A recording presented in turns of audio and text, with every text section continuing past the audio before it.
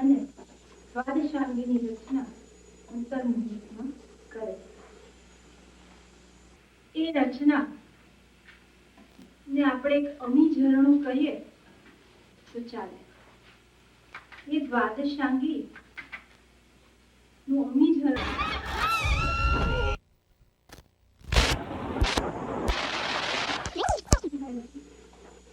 અને દ્વાદશાંગીની રચના અંતર્મુહૂર્તમાં કરે છે। એ રચના ને આપણે એક અમીઝરણું કહીએ તો ચાલે। એ દ્વાદશાંગી નું અમીઝરણું આપણા સુધી કઈ રીતે અને કેવી રીતે આવ્યું એ વિચારણા કરીએ। પહેલા એમને 14 પૂર્વો ની રચના સૌથી પહેલા થાય છે। દ્વાદશાંગીની રચના થાય ત્યારે પહેલા અંગથી શરૂ થાય છે એવું નથી થતું। બધાને દ્વાદશાંગી શું તો ખ્યાલ છે નહીં? 12 અંગ છે આપણા મુખ્ય, જે ઓરિજિનલ સ્ક્રિપ્ચર્સ કહેવાય ને એ 12 છે। એ 12 માંથી 12મું જે છે ને 12મું એની અંદર 5 વિભાગ છે। 5 વિભાગ માંથી ત્રીજા વિભાગમાં 14 પૂર્વ આવે છે। 14 પૂર્વનું નામ સાંભળ્યું છે કે જેનો સાર નમસ્કારમાં મંત્ર છે। તો જે આ 3 પદની આપણે વાત કરી ને, ત્રિપદી શું છે એ બધાને ખ્યાલ છે નહીં? 3 પદ ભગવંતને છે ને પહેલા ગણધરો પહેલે જ દિવસે, જે દિવસે કેવળ જ્ઞાન થાય એ જ દિવસે ગણધરો એટલે પહેલા શિષ્યો, અને એ લોકોમાં વિશિષ્ટ એવી શક્તિ હોય કે આ 3 શબ્દો જે ભગવંત આપવાના છે એ સાંભળી અને એમની અંદર એવો જ્ઞાનનો પ્રકાશ થાય કે એમાંથી બધું આ દ્વાદશાંગી જે આપણે વાત કરી રહ્યા છીએ એ અંદરથી સ્ફુરાયમાન થાય। એટલે એ વખતે ભગવંતની પ્રદક્ષિણા ફરે અને પૂછે કિમ તત્તમ, એટલે હે ભગવાન તત્વ શું છે? એટલે પછી ભગવાન પહેલી પદ 3 પદમાંથી પહેલો શબ્દ કે ઉપમેયવા, એટલે જગતમાં વસ્તુઓ ઉત્પન્ન થાય છે એવું કે। પછી બીજી પ્રદક્ષિણા ફરે, કારણ જવાબમાં સમજાતું નથી ગણધરો, એમ કે છે કે બધું ઉત્પન્ન તો થયું પણ પ્રશ્ન હજી અણઉકેલ્યો છે। બીજામાં જવાબ મળે છે કે વિઘ્મેયવા, એટલે કે વસ્તુ ઉત્પન્ન થઈ વિઘ્મેયવા એટલે વિનાશ પામે છે। તો કે વસ્તુ વિનાશ પામે છે તો શું? તો કે છે હજી એક કંઈક અણઉકેલ્યો લાગે છે પ્રશ્ન। એટલે ત્રીજી પ્રદક્ષિણાના અંતે ભગવાન જવાબ આપે છે કે ધ્રુવેયવા, એટલે કે વસ્તુ સ્થિર પણ રહે છે। આ 3 શબ્દથી આપણે કઈ પલ્લે પડે? કઈ નહીં, પણ એ ગણધરો જે હોય ને એ ગણધર ભગવંતો એ લોકો પાસે આવી બીજ બુદ્ધિ હોય। બીજ બુદ્ધિ એટલે જેવું આમ આ 3 શબ્દો પડ્યા ને પડ્યા કાને તરત જ અંદરથી જ્ઞાનનું વિશિષ્ટ ક્ષોભન થાય અને એમાંથી આખું જૈન શાસનની રચના થાય। આપણા જેમ સ્ક્રિપ્ચર્સ કહેવાય ને આગમો, એ આગમોના મુખ્ય અંગ કોણ છે? આ 12 અંગ છે। એને 12 અંગને એક નામથી ઓળખાય છે દ્વાદશાંગી, દ્વાદશાંગી। તો એમાં દ્વાદશાંગીની રચના પહેલા અંગથી નથી થતી। કેવી રીતે થાય છે? પહેલા 14 પૂર્વ રચાય છે। 14 પૂર્વ જે આપણે કહ્યું ને પહેલા એ રચાય છે અને પછી બાકીના બધા અંગ ક્રમશઃ રચના થાય। રચના કેવી રીતે થાય? માનસિક, કેટલી વખત કેટલો સમય લાગે? 2 ઘડી। અંતર્મુહૂર્તમાં સંપૂર્ણ રચના થઈ જાય અને આ રચના કેટલી વિશાળ છે એ સાંભળીએ આપણે કે 14 પૂર્વની વિશાળતા કેવી છે. પહેલું પૂર્વ, 1 યોજન પ્રમાણે મહાવિદ્યનો મોટો હાથી કલ્પવાનો. 1 યોજન એટલે આજના 8 માઇલ. 8 માઇલ લાંબો હાથી અને એટલો ચોળો, સપ્રમાણ તો હોય ને, એવો મોટો હાથી કલ્પના કરવાની. એની અંદર ઠાંસી ઠાંસી અને શાહી ભરી સહી એવી કેવી કોરી. હવે એને લિક્વિડ કરવા માટે શું નાખવાનું છે? ડાયલ્યુટ કરવાનું, પાણી કે કંઈ. એમ કરીને જે લખાય, એક હાથી પ્રમાણ શાહીથી જેટલું લિટરેચર લખાય એટલું લિટરેચર પહેલા પૂર્વમાં છે. હવે ડબલ ડબલ કરતા જવાનું. બીજા પૂર્વમાં 2 હાથી પ્રમાણ, ત્રીજામાં 4.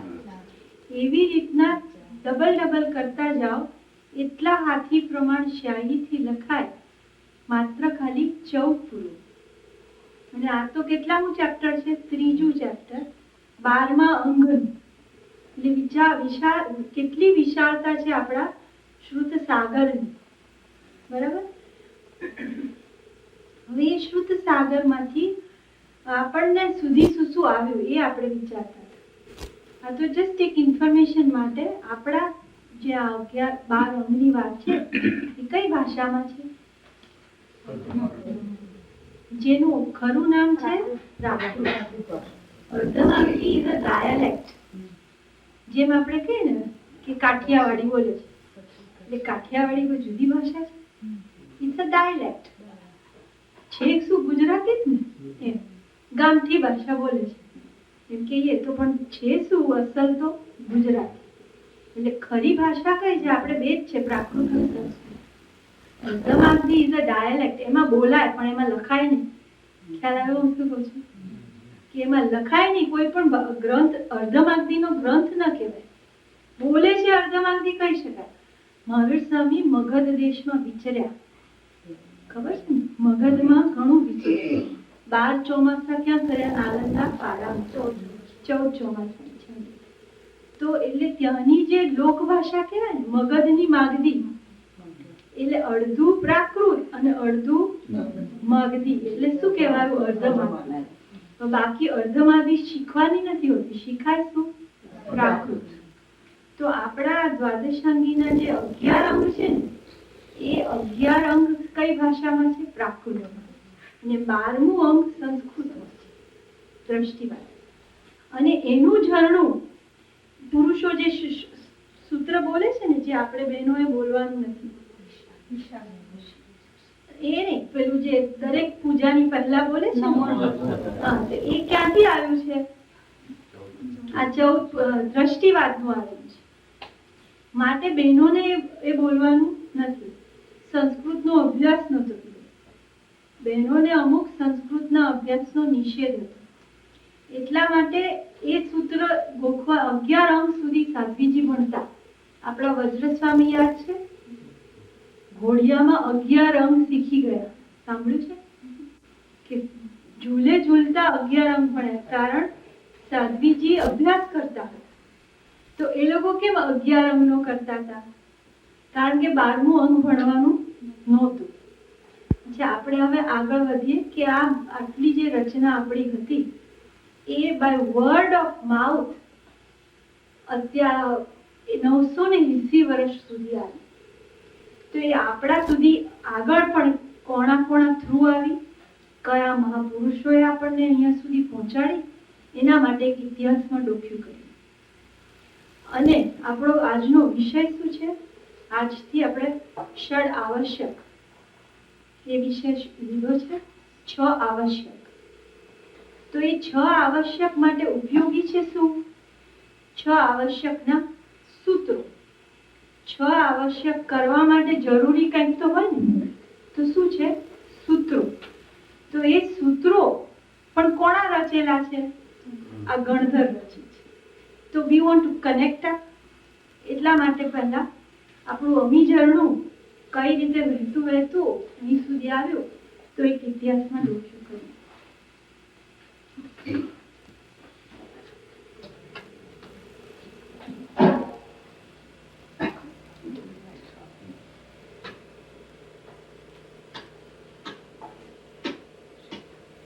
જ્યારે જ્યારે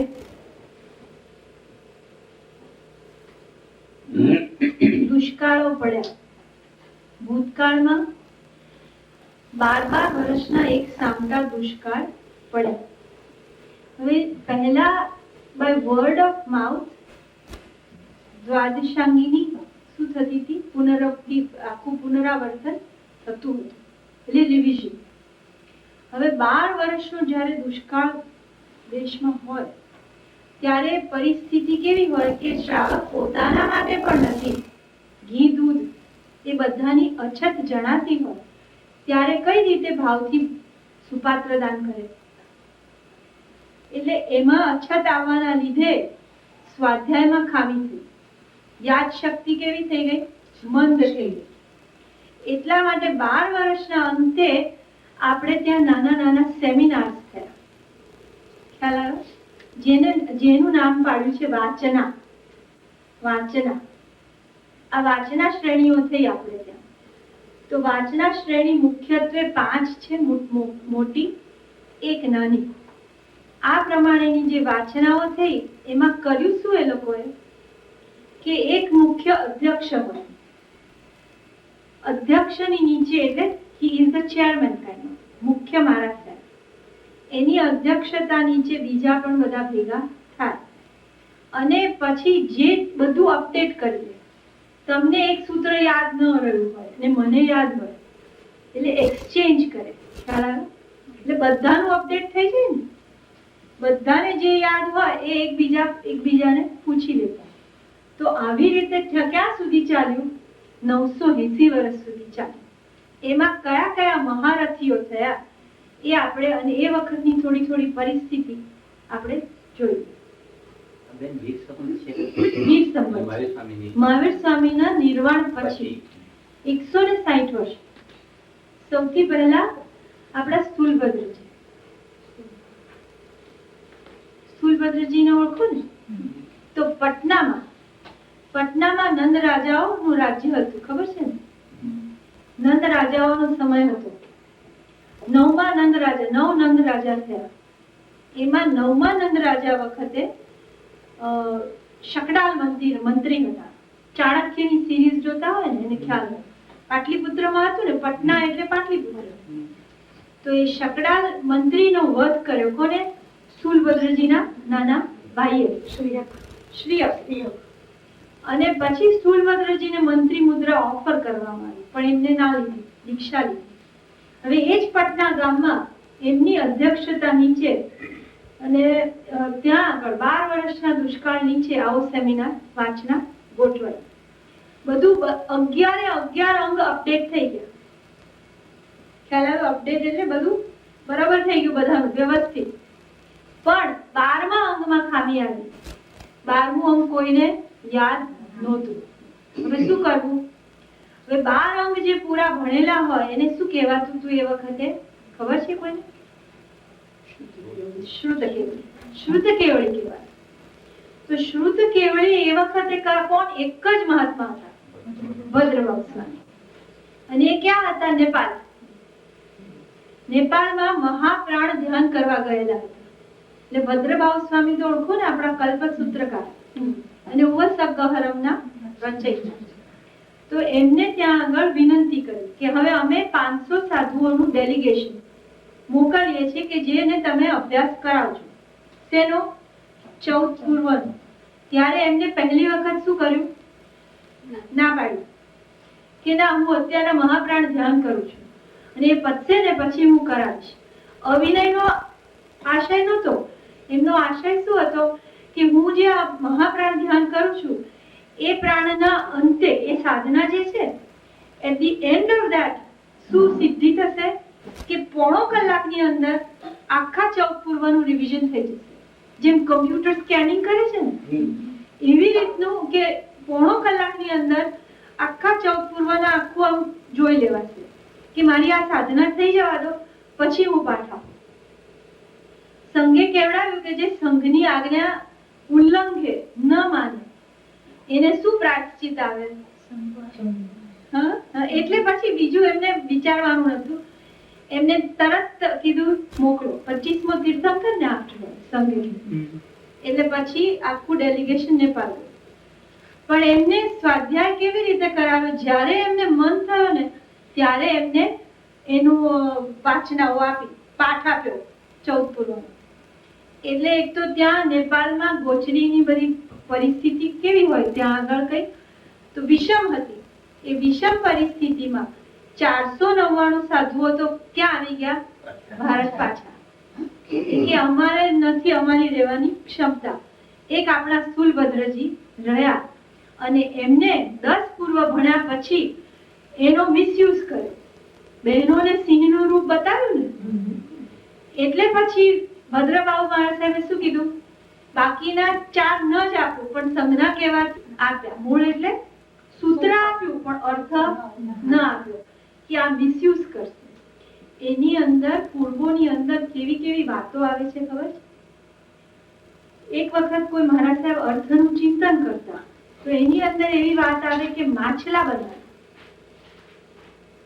તો પેલો માછીમાર કુદરતી સાંભળી લો, માછીમાર. પછી એવું પણ આવે કે એક પાઠ કરે ને એટલે ગામની લોકો બધા બહાર જતા રહે. પાઠ અહીંયા કરે છે મહારાજ સાહેબ, અને આખું બધા ગામ છોડીને જતા રહે. અને બીજું એટલે છોડીને જતા રહે એટલે ભયભીત થઈને, જાણે હમણાં કોઈ મોટી કેટાસ્ટ્રોફી ના થઈ ગઈ હોય એમ કરીને ગામ છોડીને ભાગી જાય. અને જેવો બીજો પાઠ કરે ને બધા આવી જાય, જાણે કશું બન્યું જ નથી. એટલા બધા મેજિકલ, હજી તો આ તો કોઈ નથી, એવા ઘણા બધા દાખલાઓ આપ્યા છે કે આ ગણે તો આમ થાય, કોઈને પેશાબ છૂટો થઈ જાય, કોઈને ઝાડા છૂટી જાય, અહીં બેઠા બેઠા ગણે ને. આવા બધી ઘણી શક્તિઓ આજે પણ ઘણા મહારાજ સાહેબો પાસે હોય. પોરવે નહીં, દેખાડે નહીં. જો શક્તિનો મિસયુઝ કરે તો શક્તિ અવશ્ય જતી. એટલે પછી એમને 4 ન આપ્યા. અને એટલે હવે સ્થૂલભદ્રજી બીજા શુદ્ધ કેવળી કહેવાયા ખરા, આપણી પાસે હવે આવ્યું ખરું, પણ 4 નું અહીંયાથી જતું રહ્યું, અર્થ જતા રહ્યા. એટલે કેટલું થઈ ગયું? થોડું તો નેરો ડાઉન થઈ ગયું. 4 જતા રહ્યા. શુદ્ધ કેવળી છેલ્લા કોણ થયા? સ્થૂલભદ્રજી. હવે આગળ પછી જોઈએ, એક નાની વાચના થઈ. સંપ્રતિ રાજા ઓળખો ને? એમની નિશ્રામાં ઉજ્જૈનમાં આર્ય સુહસ્તીસુરી એ જ આચાર્ય છે જેણે એને દીક્ષા આપી. સંપ્રતિ રાજાને સૌ ઓળખો છો કે આગલા ભાવમાં ગરીબ હતા અને દીક્ષા તેના માટે લીધેલી? ખાવા માટે. ખબર છે બધાને પ્રસંગ? નહીં તો ખાવા માટે દીક્ષા લીધી. ખાવા માટે દીક્ષા લીધી ને એ જ દિવસે શું થઈ ગયા? કાળ અને મરીને કોણ થયા? સંપ્રતિ રાજા. અને એમણે દીક્ષા આપનાર કોણ હતા? આજ મહારાજ. અને સંપ્રતિ રાજાએ શું કર્યું? જેવા સુહસ્તીસુરી, હજી એમનો તો બીજો ભાવ છે અને આર્ય સુહસ્તીસુરીનો એનો એ જ ભાવ છે. એટલે એમને જોઈને એમને શું થયું? જાતિ સ્મરણ, જ્ઞાન. અને એમના ચરણમાં પડે છે, એમના હવેલીમાંથી ઉતરીને, અને કે છે મને ના ઓળખ્યું? એટલે કે આપને ઓળખ્યા, રાજા છો આપ તો કે એમ નહીં, ગયા વખતનો જે ભિક્ષુક ભિખારી એ હું છું. તો એમની નિશ્રામાં પોતે આવી નાની વાચના કરાવે છે. અને એમાં પણ અમુક ગ્રંથો અપડેટ થયા, પણ એ બહુ શાસ્ત્રકાર એને કમ્પેરેટિવલી રિલેટિવલી કેવી કે છે? નાની વાચના. પછી 300 વર્ષે સુસ્થિત સૂર્ય અને સુપ્રતિબદ્ધ સૂર્યજીના નિશ્રામાં દુષ્કાળ પછી એક થયો. હવે એ વખતે દેશની પરિસ્થિતિ શું હતી ખબર છે? કે દેશમાં એ વખતે એવો રાજા હતો, એ રાજાનું નામ મને હમણાં નથી એકદમ હોઠ પર. એ રાજાના એવો અત્યાચાર હતો કે બધા જૈન સાધુઓએ કલિંગ દેશ તરફ એટલે સાઉથમાં વિહાર કરવો પડ્યો. કુમારગીરી અને ઉદયગીરી બધું સાઉથમાં છે. ખારવેલ, આ ખારવેલ રાજાની નિશ્રામાં એ આપણી ત્રીજી વાચના થઈ. પછી આર્ય રક્ષિત સુરીજી. આર્ય રક્ષિત સુરીજીને ઓળખો છો? કે જેમની માતાએ એમ કહ્યું કે જો તું પૂર્વ ભણીને આવે, પૂર્વનો અભ્યાસ એ વખતે છે ને આના વચગાળામાં હજી એક કોણ થઈ ગયા વજ્રસ્વામી, આપણે કીધું ને 11 અંક ભણ્યા અને પછી એમને ભણેલા આપણા જે 10 હતા ને 10 વજ્રસ્વામી સુધી આવ્યા. વજ્રસ્વામી પાસે આર્ય રક્ષિત સુરીજી ભણવા ગયા. બધાને લિંક આવે છે? નહીં આવી? 10 પૂર્વી કોણ હતા છેલ્લા આપણા? શૂલભદ્રજી. પછી વજ્રસ્વામી પણ 10 પૂર્વધર થયા અને એમની પાસે ભણવા કોણ ગયું? આર્ય રક્ષિત સુરીજી. એમની માતાના કહેવાથી માતા નાખુશ હતા કે તું પુરોહિતનું બધું વેદ પુરાણ ભણી આવે, મને ખુશી નથી. તું શું ભણે તો મને ખુશી થાય? તું પૂર્વ ભણી આવે તો મને ખુશી. દ્રષ્ટિવાદ ભણી આવે તો ખુશી થાય. જે પેલું 12મું છે ને કે તું એ ભણે તો મને ખુશી થાય. એટલે એ ભણવા ગયા કોની પાસે? વજ્રસ્વામી પાસે, જે 10 પૂર્વધર હતા. પણ પોતે ભણ્યા કેટલું, લીધું કેટલું? 9.5. 9.5 પૂર્વ ભણ્યા અને પછી એ બધા અપડેટ થયા અહીંયા દશપુરમાં મંદસોર એમપીમાં છે. એમપીમાં આ ગામ છે મંદસોર, ત્યાં આગળ પોતે અપડેટ કરે. એટલે 9.5 પૂર્વ સુધી કોની પાસે છે? આર્ય રક્ષિત. એમના પછી એક આવે છે દુર્બલિકાચાર્ય, એ 9 પૂર્વ ભણ્યા પણ એ નથી. અને હવે આગળ 830 વર્ષે, હવે એ વખતે પાછી દુષ્કાળ પછીની પરિસ્થિતિ એવી હતી કે કોઈ પણ એક ઠેકાણે આપણો આખો સંઘ મળી શકતો નહોતો. પોલિટિકલ સિચ્યુએશન એવી હતી. એના લીધે જો 2 સ્થળે છે, આ દેખાય છે, એક મથુરા નોર્થમાં અને એક ગુજરાત વલભીપુરમાં. તો મથુરા અને વલભીપુર એમ કરીને 2 ઠેકાણે જુદી જુદી વાંચના થઈ. હવે એ બંનેનું સમન્વય પાછું કરવું પડે ને. ખ્યાલ આવે? અહીંયા જે કર્યું ને અહીં કર્યું, એ બંનેનું સમન્વય કરવા માટે બંનેના જે નાગાર્જુન સુરી અને સ્કંદિલ સુરી બંનેના જે શિષ્યો હતા ને, એમાંના એક આ દેવર્તી ગણી છે. 2 માંથી એકના શિષ્ય કોણ છે? દેવર્તી ગણી. અને બીજાના શિષ્ય પણ હતા આ વલભીપુરની છેલ્લી વાચનામાં. અને બંનેના અધ્યક્ષ નીચે 500 આચાર્યો ભેગા થયેલા. આ દ્રશ્યનું દર્શન બધાએ કર્યું છે વલભીપુરમાં? હા, બેઝમેન્ટમાં અંદર છે 500 આચાર્યની મૂર્તિ છે. જો બધાએ દર્શન કર્યા હશે તો કે ધીસ ઇઝ ધ પ્લેસ કે જ્યાં આગળ એ લોકો એક મોટું ડિસિઝન લીધું કે હવે પછી બધાની શક્તિ નથી કે હવે બધું વર્ડ ઓફ માઉથ યાદ રહે. માટે હવે શું કરવાની જરૂર છે? લખવાની જરૂર છે. એટલે ગ્રંથારૂઢ ને પુસ્તકારૂઢ આપણા ક્યાં થયા? વલભીપુરમાં થયા. અને પછી 980 વર્ષ પછી દેવર્તી ગણિત ક્ષમાશ્રમણ પાસે કેટલા પૂર્વનું નોલેજ હતું? 1 પૂર્વ. હા, એ દુર્બલિકાચાર્ય ક્યારે થયા? 592 પછી તરત જ એવામાં.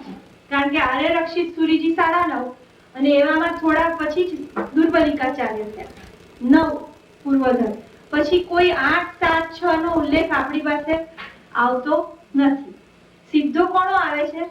દેવર્તી ગણિત ક્ષમાશ્રમ, કે જેમની પાસે લખવા બેઠા ને ત્યારે પણ કેટલું હતું આપણી પાસે? 1 પૂર્વનું જ હતું. પણ 1 પૂર્વમાંનું લખાણું નહીં. અહીંયા લખાણા કેટલા આગમ ખબર છે? એ વખતે 84 આગમ. આ 980 વર્ષે લખાયા એ 84 આગમમાં 11 અંગ જ પેલા જે આ લોકોએ રચ્યા હતા ને ગણધરોએ, એ સિવાયના ગ્રંથો કોણે બનાવ્યા? તો કે બીજા મહારાજ સાહેબ. ખ્યાલ આવ્યો? બીજા મહારાજ સાહેબ પણ બનાવે. ગણધર રચિત તો કેટલું હતું? 11 ને 12મું માંથી તો ખાલી 1 પૂર્વ બાકી હતું. આટલું આપણને અહીં સુધી લાવવામાં મદદરૂપ આ બધા મહારથીઓ થયા કે ઉપકાર એમનો કે આટલું આપણી પાસે લખાયું. હવે શું થયું? 84 માંથી અત્યારે કેટલા છે? 45. તો શું થયું? બાકીના ગ્રંથો લખ્યા તો કે કુમારપાળ રાજા પછી મુસ્લિમ રૂલ આવ્યું એમાં ઔરંગઝેબ થયા. તે ઔરંગઝેબના વખતમાં એમને ઘણા મંદિરોને તોડ્યા, ત્યારે એને જ્ઞાન ભંડારો પણ ઘણા નાશ કર્યા. અને કઈ રીતે નાશ કર્યા? બધા પેલા પાનાઓ લીધા, પ્રતો આપણી દીધી અને એનું બોનફાયર બનાવ્યું, તાપણું તાપવા માટે. રાતના ઠંડીમાં તાપણું તાપ્યું અને સાથે સાથે રસોઈ કરે ને એના માણસોની, એમાં એને આપણા કાગળો ગ્રંથોના બાળ્યા અને આવું 6 મહિના બાળ્યું. એમાંથી અત્યારે આપણી પાસે કેટલા રહ્યા આગમ? 45. હવે 45 માં આપણી પાસે 12મું અંગ અત્યારે બિલકુલ નથી. એ જે એક પૂર્વ પણ હતું ને એ અત્યારે નથી. એટલે આપણી પાસે 12 માંથી કેટલું રહ્યું? માત્ર 11. અને બાકીના બધા જે 45 માના છે એ બધા કોના રચેલા છે? જુદી જુદી વ્યક્તિઓના રચેલા છે. અહીં સુધી બધાને ખ્યાલ આવ્યો? કઈ પૂછવું છે? ઓકે. આ નીચેનું તો એમને બાય ધ વે ઇન્ફોર્મેશન છે.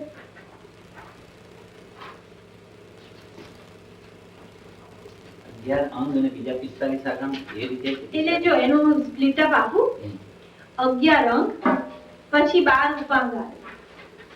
હવે હું તમને અહીંથી જ બતાવું, અહીંયા જ ખ્યાલ આવી જશે. જરા આગમ પુરુષ નીચેથી બતાવું. આ છે ને આગમ પુરુષ કહેવાય. આગમ પુરુષ. મારી કલ્પના નથી, શાસ્ત્રમાં આ જ રીતે વર્ણવવામાં આવે છે. તો 45 આગમનું આ પુરુષના અંગમાં એની નિયત સ્થાપના છે. એટલે ડેફિનેટ પ્લેસ ઉપર દરેક અંગનું જ્યાં નંબર હોય ને એ પ્રમાણે એની સ્થાપના કરેલી છે. હવે we will go from number 1.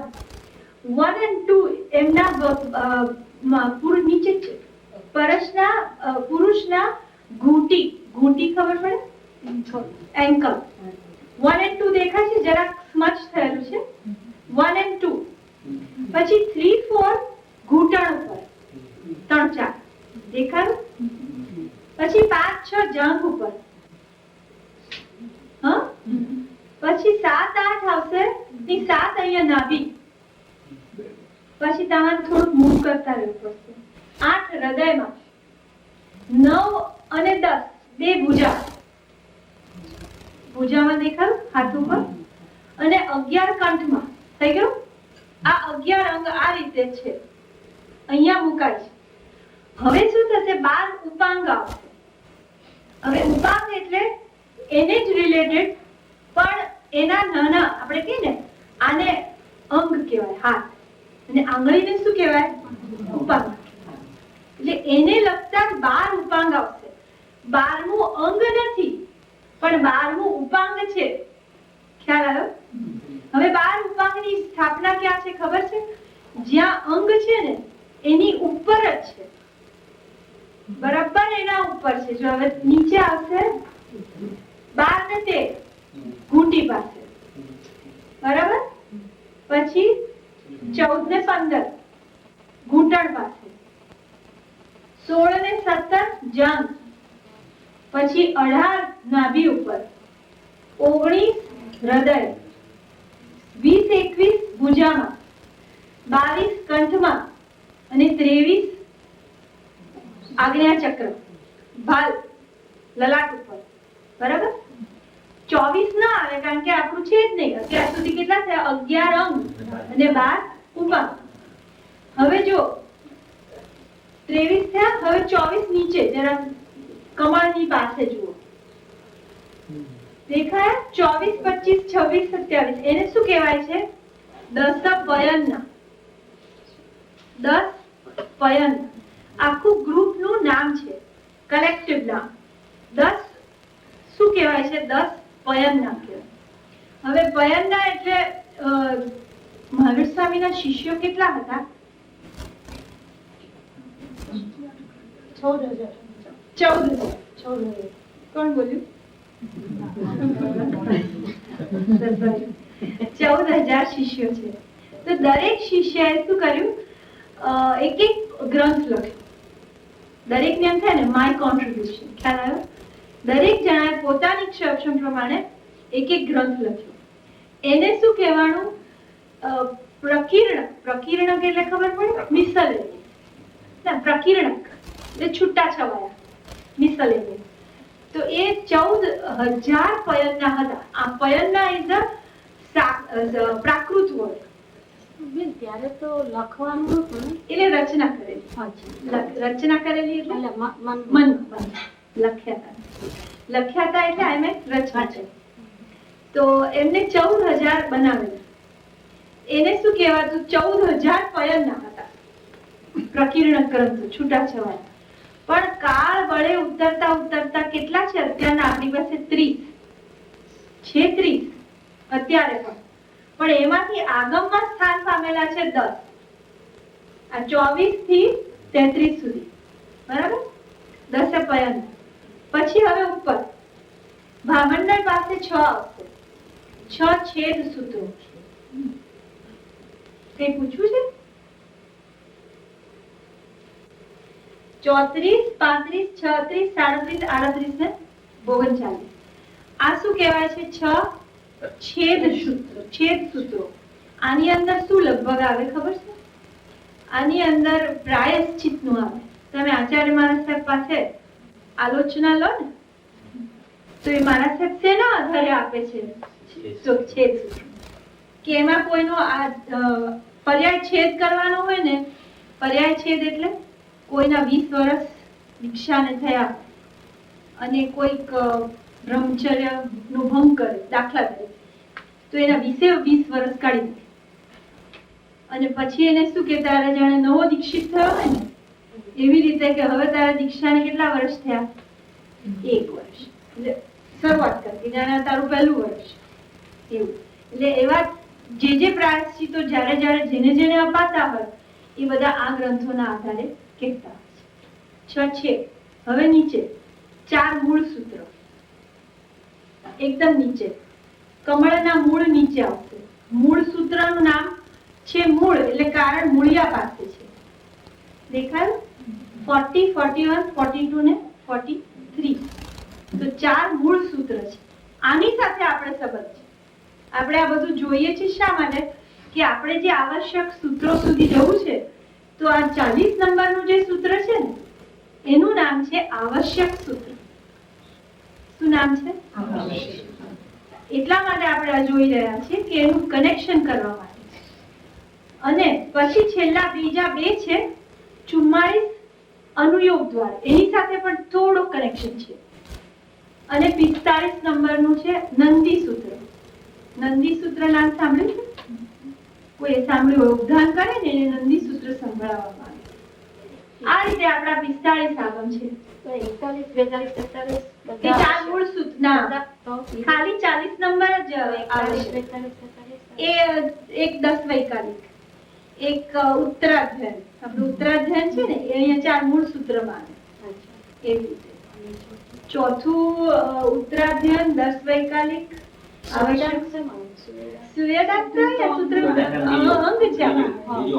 આચારાંગ, સુવેદાંત, સ્થાનાંગ. આ પ્રમાણે આપણે 45 આગમ છે. નહીં કઈ પૂછવું છે? ઓકે. બેન, આવી રીતે આ પુરુષના અંગ સાથે આ જે કનેક્શન બતાવે છે, તમે કીધું કે એનું કંઈક શાસ્ત્રીય પણ સિગ્નિફિકન્સ છે. શાસ્ત્રમાં આવી જ રીતે એને છે ને એના અંગ રૂપે જ કહેતા હોય છે કે આ પુરુષના આ અંગ ઉપર જાણે આ સ્થાપના ના હોય, મૂળ સૂત્રોને મૂળ પાસે મૂક્યા, મુખ્ય અંગ પાસે અંગ મૂક્યા. ખ્યાલ આવ્યો? અંગની પાસે અંગ મૂક્યા.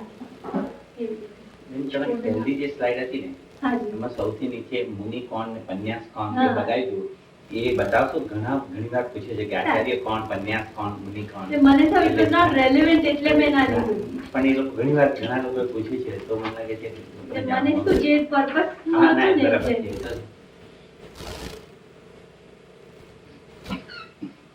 જો આપણું આ ભગવતી સૂત્ર છે ને 11 અંગમાં 5મું અંગ છે આપણું. ભગવતી સૂત્ર નામ સાંભળ્યું હશે ઘણાએ.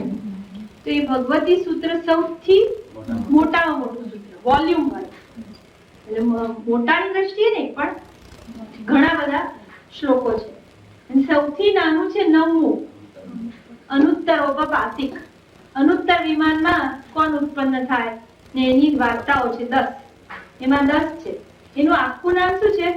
અનુત્તરોપપાતિક દશાંગ સૂત્ર. એટલે અનુત્તર વિમાનવાસી એવા 10 વ્યક્તિઓના એની અંદર વાર્તા આવે છે. એટલે એ છે.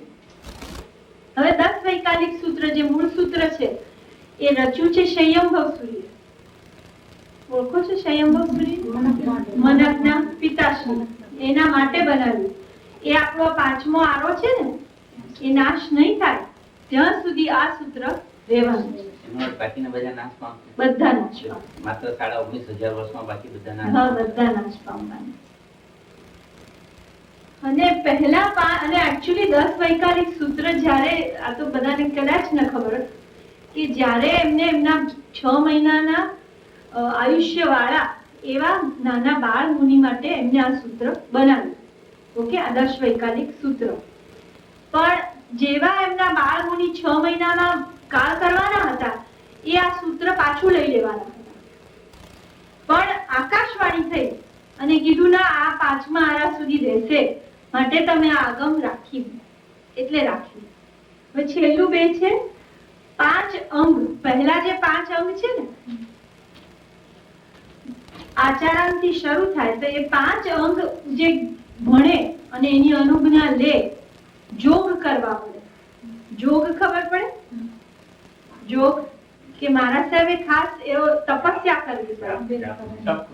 તો ઉપવાસ કરે, પછી આંબિલ હોય, નીવી હોય, ત્યારે એમને ઘણી પદવી અપાય છે. સાધુ પછી શું આવે? ઘણી પદવી. અને એના પછી બાકીના જે 6 અંગ ભણે, 11 ભણવાના ને, તો બાકીના જે 6 અંગ કરે એને શું કહેવાય? પન્યા. અને પછી ઉપાધ્યાય પદવી આવે, અને પછી આચાર્ય પદવી આવે. આવી રીતે. This is the order. એમાં ભણવું પડે આપણે ઉપાધ્યાય ને આચાર્ય પદવી. હા, એમાં કયા અંગ ભણવા પડે? હવે 25 અંગ ભણવાના ને આપણે. 25 11 ને 23 ભણવાના, અને કરણ સિત્તરી ને ચરણ સિત્તરી, એટલે થઈ ગયા ને 25 ગુણ ઉપાધ્યાય. એટલે 12 ઉપાંગ ભણે એટલે પછી ઉપાધ્યાય થશે. 23 તો આજ છે, 11 ને 12 ને કરણ સિત્તરી ને એ તો આચરણમાં મૂકવાની વસ્તુ છે. સૂત્ર નાશ પામે એટલે શું? એટલે પછી કોઈની પાસે હોય નહીં, ગ્રંથ ભંડારમાં પણ ન હોય. તો કશે લખેલા હોય. હા, આપણી પાસે અત્યારના બધા ફિલ્મ કરીને રાખી છે, બધું કર્યું છે. પણ જે જ્ઞાનીનું વચન છે ને, કોઈ પણ રીતે ગમે ત્યાંથી એ કાં તો દટાઈ જશે, નાશ પામશે, ફિલ્મ નહીં રહે, કોઈને મળશે નહીં, કશું નહીં રહે એટલે પછી એ પ્રમાણે નહીં જ રહે. અષ્ટાપદ આજે નથી દેખાતું, કહેવાય છે કૈલાસમાં છે, પણ નહીં દર્શન થાય તો નહીં જ દર્શન. એવી રીતે. તો આજે ઇન્ડિયામાં જે બચુવાકાની વાત કરતો હતો ને, એ જે બધા લખે છે શ્લોકો, એનો બી નાશ થશે તો? હા, એ અત્યારના કાગળ 700 વર્ષ રહે. હા, એ કેવું 700 વર્ષ. બરાબર છે. હવે આપણી વાત તો ક્યાં 19,000 વર્ષની વાત. સંન્યાસ પછી ઉપાધ્યાયની જે પદવી છે એમાં આપદું ભણે ઉપરાંત બીજી કોઈ એમને ક્વોલિફિકેશન આવી જોઈએ કે બધા પાછા ભણી શકે તો જ ઉપાધ્યાય? ના, ભણે તો આપે આજે છે ને ઉપાધ્યાય લગભગ પદવી નથી થતી. હા, એમાં કોક જ ઉપાધ્યાય છે. પ્રાય દરેક સંઘાડો કહેવાય ને, નેમિસુરી જે કોઈ પણ પ્રાય એટલે ઘણું કરીને દરેક સંઘાડામાં એકાદ ઉપાધ્યાય કરે બસ. આજે અશોકજી મહારાજ પછી તો કોઈ ઉપાધ્યાય એટલે એ બધા એ કાળમાં બધા સત્ય વિજય, કપૂર વિજય, પન્યાસ વિજય એ બધા જે થયા ને એ કાળ ઉપાધ્યાય નો જ હતો. ત્યારે આચાર્ય જ નતા. એ ખબર છે? ના, આચાર્ય નતા. આપણી પાઠ પરંપરા ચેક કરો. અમુક પીરિયડમાં આચાર્ય પદવી જ નહોતી અપાતી. 61મી પાઠ સુધી અપાતી. 62મી પાઠ ઉપાધ્યાય. 62, 63, 64 એ બધા ઉપાધ્યાય છે. હવે અત્યારનો કાળ એવો આવ્યો છે આચાર્ય પદવી અપાય છે પણ ઉપાધ્યાય નથી. એનું કારણ શું? અત્યારે એનું કારણ નથી ઉપાધ્યાય આપતા, કારણ કે પ્રાય એ લોકો છે ને કંઠસ્થ નહીં હોય કે શું હશે, પણ ઉપાધ્યાય આપીને બાયપાસ કરેલા. અત્યારના દાખલા તરીકે પ્રેક્ટિકલ શું થાય છે એ કહું છું. આચાર્ય પદવી અપાતી હોય જેને, તો એને છે ને ફરે ને નાણ ફરે છે, ખબર છે? નાણ ફરે તો એ નાળ ફરે ને ત્યારે પહેલા આખી ક્રિયા ઉપાધ્યાયની કરાવે. આપણને ખબર ના હોય ઓડિયન્સમાં શું થાય છે, પણ મેં પૂછ્યું છે એટલે કહું. ઉપાધ્યાય પદવી અપાય અને પછી બીજા નાળના ફેરા કરે એટલે આચાર્ય પદવી અપાય છે. બરાબર? અને ડાયરેક્ટ પણ આચાર્ય અપાય એવું બી પૂછ્યું, પણ ઉપાધ્યાય જલ્દીથી નથી હોના કરતા. એનું કોઈ વિશિષ્ટ કારણ પણ એવું નહીં થતું હોય વધારે. ના ના, તો 45 આગમ કંઠસ્થ વાળા પણ છે. આજે 45 આગમ દરેક જ્ઞાન ભંડારમાં છે, એટલે રેડીલી અવેલેબલ. મારું શું કેવું છે, રેડીલી અવેલેબલ. કોઈને પણ 45 આગમની પૂજા ભણાવવી હોય તો એ નજીકના જ્ઞાન ભંડારમાંથી એક જ દિવસમાં 45 આગમ મળી શકે. પણ આપણને ભણવાનો અધિકાર ખરો નહીં, કોઈને નહીં. એનું લિટરલ ટ્રાન્સલેશન વાંચવાનો અધિકાર ખરો? ગુજરાતી લિટરલ ટ્રાન્સલેશન હોય તો નહીં, ખાલી વ્યાખ્યાન, એના ઉપરના વ્યાખ્યાનો હોય તો વંચાય. પણ સાધ્વીજીને ખરો? સાધ્વીજીને 4 જ ભણાય આમાંથી, અને 41 ભણવાનો નિષેધ. એમને કયા 4 ભણાય? આચારા, પછી મૂળ સૂત્રમાંથી ઉત્તરાધ્યાય, 10 વૈકાલિક 3, અને એક પિંડ નિયુક્તિ આવે છે 4. બસ એ સિવાય એની આપણે હવે આ 6 આવશ્યક ઉપર આવીએ છીએ.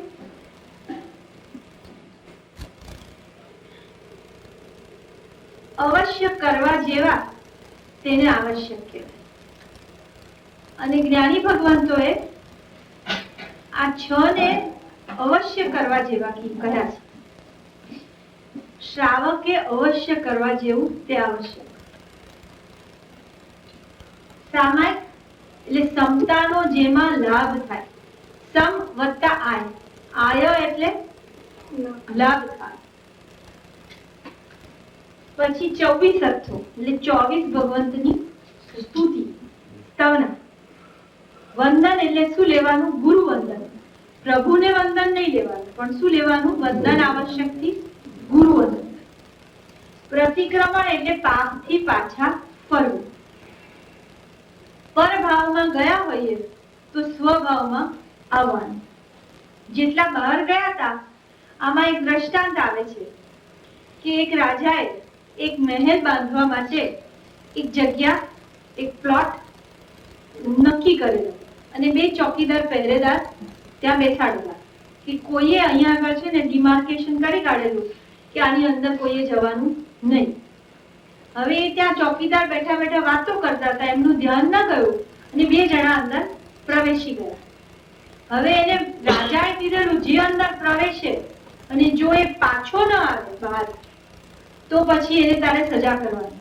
ક્યાં સુધી? તો કે ન માને તો મૃત્યુની પણ સજા કરવાની. હવે 2 જણા ગ્રામજનોને ખબર નહીં ને આ જગ્યામાં બેઠા. પેલાએ હાક મારી કે કેમ ગયા? તો એક જરા સામો થયો કે તમારે ધ્યાન રાખવું જોઈએ ને, અમે જતા હતા ત્યારે કેવું જોઈતું હતું ને. એમ કરીને કે કઈ નહીં, તું હવે પાછો જા. એટલે કે ના, હું તો આ ચાલ્યો કીધું અને કે મેં કઈ ભૂલ, એટલે સામો જ થયો બેસિકલી, મેં કઈ ભૂલ કરી નથી. એટલે એને મારી નાખી. બીજો કે છે ભાઈ જો મારી ભૂલ થઈ ગઈ, હું પાછો જઉં છું, જેમ આવ્યો હતો ને એમ હું પાછો જઉં છું. એટલે એને છોડી દીધું. એટલે જે પાછો ગયો એ શું? પ્રતિક્રમણ. ખ્યાલ આવ્યો? અને જે એમ કે હું મારી કોઈ ભૂલ જ નથી, એને પછી શું થાય? સજા થાય ને. કે જે પોતાની ભૂલ કબૂલ કરે. ભૂલ કબૂલ એનું નામ શું? આલોચના. એટલે આપણું જે પ્રતિક્રમણ આવશ્યક આવશે એમાં પહેલા શું આવશે? આલોચના, જેનું નામ છે કન્ફેશન. જે ક્રિશ્ચિયન્સ એવરી વીક જાય છે ને, they go every week. તો આપણે કન્ફેશન કરવું છે કે નહીં? પાપ કર્યું હોય એવું લાગે એ કન્ફેશન કરે ને. એટલે પહેલા તો પાપ કર્યું છે તો કન્ફેશન. પેલો જેમ સામો થયો મેં કર્યું જ નથી, તો એ પાપથી પાછા ફરવું.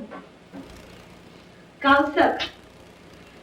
હવે એનો મૂળ શબ્દ છે ને, પ્રાકૃત શબ્દ શું છે? કાયોત્સવ. એટલે એટલે કાયાનો ઉત્સર્ગ એટલે કાયા છોડી દેવું. આપણે કૌશકમાં શું કરીએ, જાણે કાયાને પડતી મૂકી. ત્યાગ ઉત્સર્ગનો અર્થ શું છે? ત્યાગ. કાયાનો ટેમ્પરરી ત્યાગ. પચખાણ એનો પણ સંસ્કૃત શબ્દ લઈએ ને તો you can split it up. પ્રત્યાખ્યાન, પ્રતિ વત્તા આખ્યાન. હવે વ્યાખ્યાન બોલીએ છીએ ને એટલે શું છે? વિ વત્તા આખ્યાન. વિ વત્તા આખ્યાન એટલે શું? વિશેષ કહેવું. આખ્યાન એટલે કહેવું. એટલે પ્રતિ આખ્યાન એટલે શું? કે આત્મા વિશે કહેવું. પ્રતિ એટલે વિશે. કોના વિશે કહેવું છે? આત્મા વિશે કંઈક કહેવું. તો એમાં પચખાણ એટલે તમને આત્મા ની નજીક લઈ જાય છે એટલે પ્રત્યાખ્યાન, પચખાણ આવશે. હવે આપણે જે સૂત્રોની વાત કરી, આ દરેક આવશ્યક કરવા માટે અમુક સૂત્રો નિયત કરેલા છે. આપણા જે બે પ્રતિક્રમણના જે સૂત્રો છે ને એ કયા કયા નિયત કરેલા છે એટલે ફિક્સ કરેલા છે. સામાયિક સૂત્ર એટલે શું? સામાયિક લેવું હોય, આ આવશ્યક કરવું હોય તો સામાયિક સૂત્ર તરીકે ઓળખાય કયું? કરેવી બંધ.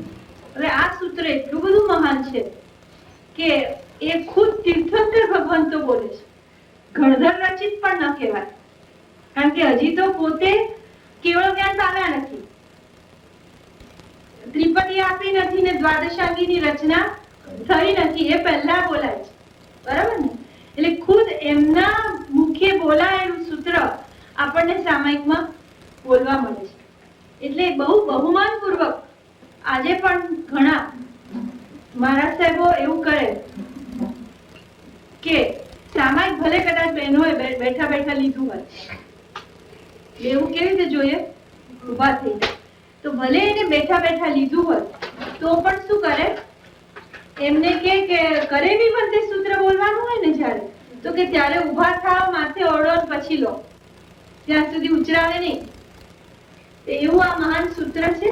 24 અર્થો એટલે 24 ભગવાનની સ્તુતિ કયા સૂત્રની અંદર આવે છે? લોગસ. નામ રૂપે સ્તવન. સ્તવન એટલે કઈ ગુણગાન થોડા છે પણ મુખ્યત્વે શું છે? એની અંદર 24 ના નામ. વંદનના માટેના બે સૂત્રો મૂક્યા. આપણું ઈચ્છામી ખમાસુણ, બરાબર? અને બીજું મોટું કરવું હોય તો શું આવે? વાગડ. પ્રતિક્રમણ. હવે જાત જાતના પ્રતિક્રમણ હોય, તેનું પ્રતિક્રમણ કરવું છે એના માટેનું જુદું સૂત્ર. એટલે કયા પાકથી પાછા ફરવું છે એના માટેનું જુદું જુદું સૂત્ર આવે ને. જો તમને ગમનાગમન એટલે જતા આવતાનું પાપ લાગ્યું છે તો કયું સૂત્ર બોલશો? ઈર્યા. તમને ગુરુનો અપરાધ થઈ ગયો છે, એ પાપથી પાછા હટવું છે તો શું બોલશો? અગુઠ્યો, પેલું ખામીએ છે ને તે. હવે તમારે પ્રતિક્રમણ, આખું પ્રતિક્રમણનું બીજક સૂત્ર એક આપ્યું છે, બીજ રૂપ સૂત્ર. પ્રતિક્રમણ આખાનું તો કયું? નાનામાં સપસ્રવી દેવસ્ય દુચિંત્ય દુભાસ્ય દુચિત્ય મિચ્છામિ. આ એક સૂત્રમાં આખું એનું બીજ આવ્યું.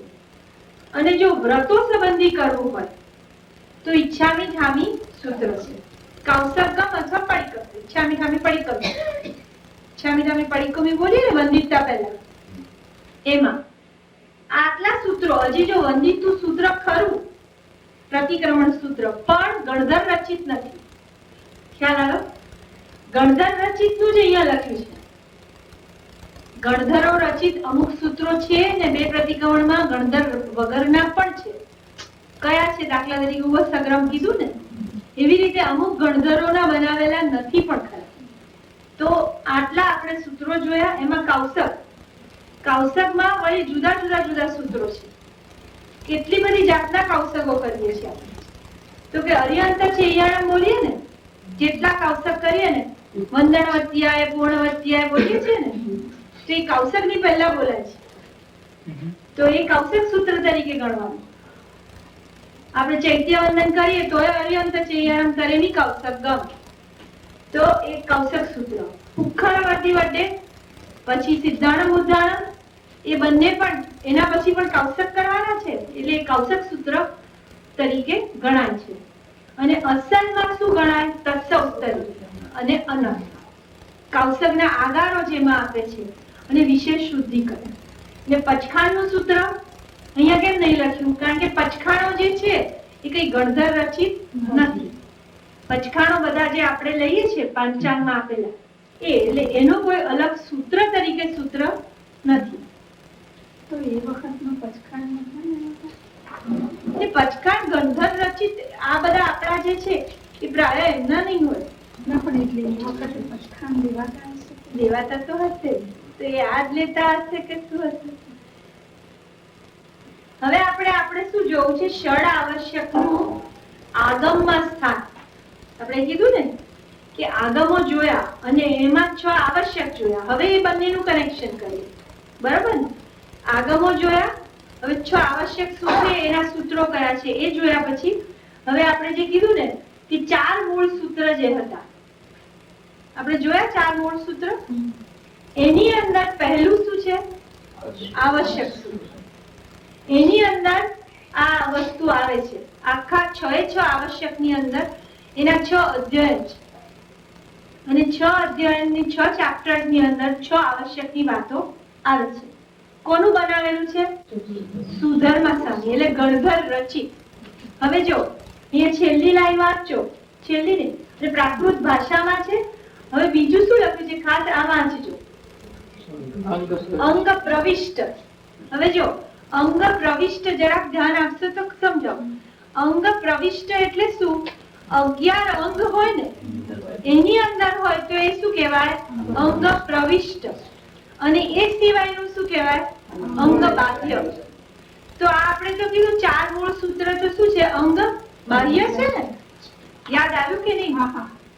બધાને નહીં? 4 મૂળ સૂત્ર શું છે? અંગ બાહ્ય છે ને? 11 અંગ નથી. પણ એમ શું કહે છે કે અંગ પ્રવિષ્ટ છે, ગણધર રચિત છે, તે છતાં અમુક કારણોસર અંગ બાહ્ય ગણવામાં આવ્યું છે. ખ્યાલ આવે હું શું કહું છું? એટલે છે સુધર્મા સ્વામીનું. બાકી આપણે નતું કીધું કે 45 આગમમાં માત્ર ગણધર રચિત શું છે? તો કે ખાલી 11 અંગ. પણ ધીસ ઇઝ એન એક્સેપ્શન કે અંગની બહાર છે તે છતાં સુધર્મા સ્વામીનું રચેલું છે, પ્રાકૃતમાં છે અને એની અંદર કરેવી બંધે સૂત્રો ઉપર બહુ મોટું વિવેચન છે અને આપણા આવશ્યક સૂત્રો પણ ઘણા નું વિવેચન એમાં આવ્યું છે ને. થોડું વિવેચન પેલું અનુયોગ દ્વાર 44મું આગમ છે ને એમાં થોડું આવે છે. હમણાં તો આપણે કહ્યું કે તીર્થંકર ભગવાન બી કરેલી બંધે બોલે છે. હા, તો મહાવીર સ્વામી બી બોલ્યા હશે. આ બધા બોલ્યા હશે તો પણ એમ રચના નહીં, એના ઉપર વિવેચન આવે છે. આના ઉપર વિવેચન કરેવી બંને સૂત્રનું ઘણું વિવેચન આમાં આપ્યું છે. એટલે સૂત્ર તો હું પ્રવિષ્ટ જ કહેવાય ને, એનું વિવેચન અંગ બાહ્ય. હા, કયું સૂત્ર તો અંગ પ્રવિષ્ટ. બધી આની અંદર બીજા પણ આપણા આવશ્યક સૂત્રો છે પણ એ આખા સૂત્રના આવશ્યક સૂત્રને અંગ બાહ્ય ગણી કાઢ્યું છે. અંગ પ્રવિષ્ટ હોવા છતાં આવું સ્પષ્ટ લખ્યું છે. મેં જેમાંથી લીધું એમાં અંગ પ્રવિષ્ટ છતાં અંગ બાહ્ય ગણવામાં આવે છે. એનું કારણ એમ લખ્યું છે, આ જે લખ્યું છે ને એક્ઝેક્ટલી સેમ વર્ડ, આત્મહિતમાં ઉપયોગી હોવાથી. હવે એનું આગમમાં કોને શું, અમુક જણને નહીં વંચાતું હોય ને એવું બધું કંઈક હશે કે અમુક યોગો ન કર્યા હોય એને આ ન વંચાય ને આ બધાને વાંચવાનું. નહીં ખ્યાલ આવે હું શું કહું છું? એટલે એવું કોઈ એ લોકોનામાં બાદ હશે કે આ બધાએ જ વંચાય માટે એને અંગ બાહ્ય મૂક્યું હશે. છૂટ આપી કે બધા વાંચી શકે. અંગમાં કઈ લિમિટેશન હશે એવું હશે એટલે એના કારણસર. હવે એ તો આપણે બહુ વિશિષ્ટ જ્ઞાની આચાર્ય ભગવાન પાસેથી એનો ખુલાસો લઈ શકાય. હાજી, 11 અંગ અને અંગ પ્રવિષ્ટ સમજણના પરિમાણ. એટલે 11 અંગ એટલે 11 અંગની અંદર જે વસ્તુ આવે ને એ બધા અંગ પ્રવિષ્ટ કહેવાય. 11 અંગ એટલે આવે પુરુષ બતાવે તો એના 11. હા, એના 11 અંગ આપણે શરૂઆતમાં ના જોયા? નંબર 1 2 3 11 સુધી એ કોણ રચેલા હોય? સામાન્ય રીતે ગણધર. અને એ સિવાયનું કોણ હોય? સામાન્ય રીતે ગણધર સિવાય. હવે ધીસ ઇઝ એન એક્સેપ્શન. એમ આપણું કેવું છે કે ધીસ બીઇંગ આઉટસાઇડ 40મું સૂત્ર છે આપણું આગમ 40મું આગમ છે અને તે છતાં છે કોનું બનાવેલું? ગણધર. એમ કેવું છે આપણે. એટલે આપણે એનું ઇમ્પોર્ટન્સ બતાવવું છે. મારું કહેવાનું તાત્પર્ય શું છે કે આ સૂત્રમાંથી આવ્યું છે પણ છે કોનું બનાવેલું? ગણધર રચિત છે. અને ગણધર રચિત હોવાથી જાણે 11 અંગ આપણને ભણવાના મળતા હોય એમ મારું કેવું છે. જો 11 અંગવાનું હોત ને તો આપણને કશું ના ભણવા મળશે. એવું કઈક હશે. શું એટલે 11 અંગ એ પુરુષમાંથી બતાવ્યા નહીં, અંગ એટલે દ્વાદશીના જે પહેલા 11 અંગ છે ને એ અંગની વાત છે. એમને ત્યાં કનેક્શન થઈ ગયું? નિયુક્તિ અને Let us come to it. અને છેલ્લું શું લખ્યું છે કે 12 અંગનો મદાર આ આવશ્યક સૂત્ર ઉપર જ છે. શું? આ આખું આવશ્યક સૂત્ર, મૂળ સૂત્ર કીધું ને નીચે, 4 મૂળ સૂત્ર કીધા ને, એટલે it is the root of the hall thing. એટલે આ આખું મદાર આવશ્યક સૂત્રો ઉપર છે. આખું જૈન શાસન છે ને, તમે કોઈ પણ ક્રિયા લો ને, કોઈ પણ ક્રિયા છો આવશ્યકમય થાય. હવે આપણે એક બે વસ્તુમાં વિચારશું ને એટલે તમને ખ્યાલ આવશે. હવે આના ઉપર જો ये मदार का क्या मतलब? મદાર means like they are based on based આધાર. હું આના ઉપર મદાર બાંધું છું. Means I rely on you. Follow. So બેન આજે ધર્મા સ્વામીએ આ આવશ્યક અંગ રચ્યું એટલે ગંધર્વોએ 11 અંગ સિવાય પણ ઘણું રચેલું છે. એટલે આ એક એક્સેપ્શન લાગે છે. એક જ તો પછી જગ ચિંતામણી છે ને આપણું ચૈત્ય મંદિર, એ ગૌતમ સ્વામીનું બનાવેલું છે. એટલે એવું છૂટું છવાયું કંઈક હશે. ओरिजिनल तो 12 होता ना, તો 12મું તો ક્યારનું વિચ્છેદ થઈ ગયું ને? तो कदाच आ भाग रही हो. ના ના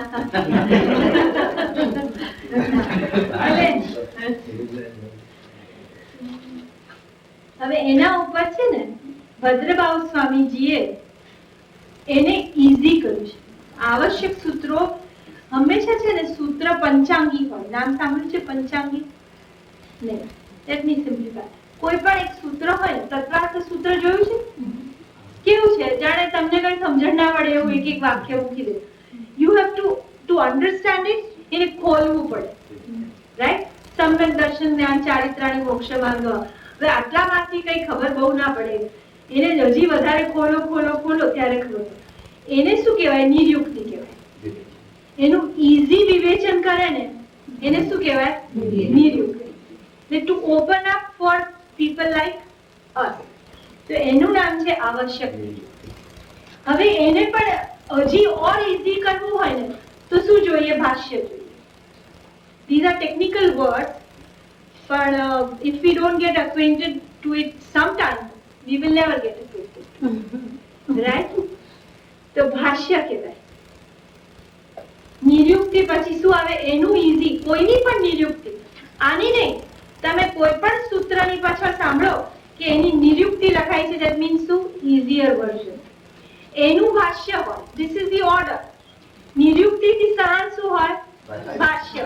પછી શું હોય? ઈઝી ખબર છે? ચૂર્ણી. ચૂર્ણી. અને પછી શું હોય? ટીકા. ચૂર્ણિકા ના હોય, ટીકા. ખ્યાલ આવ્યો?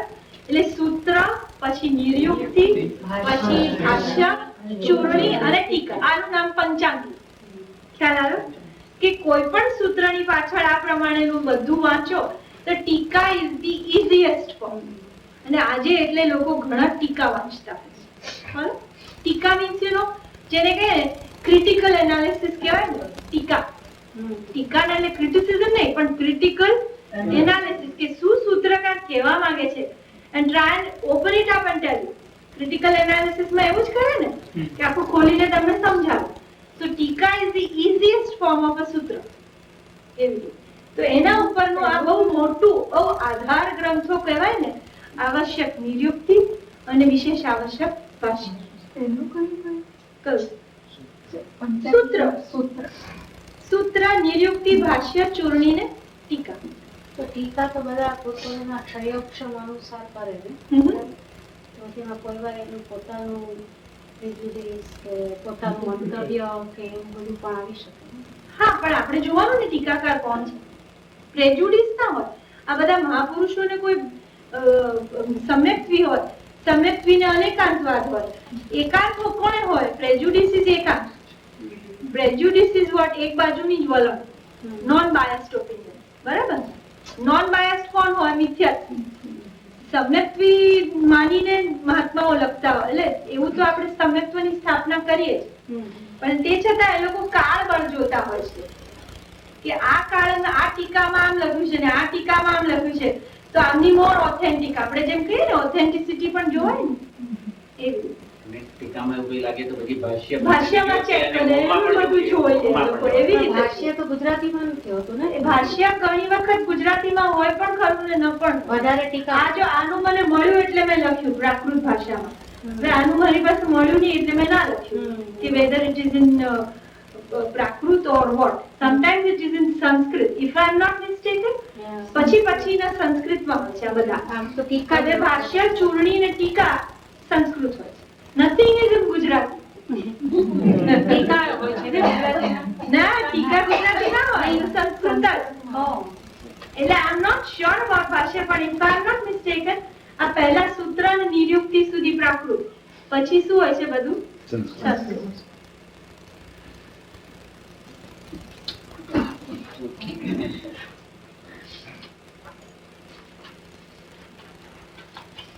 હવે આ સૂત્રો, જે આપણે સૂત્રોની જ વાત છે, તો સૂત્રોમાં આપણે પણ યોગ કરવાના. ખ્યાલ આવ્યો?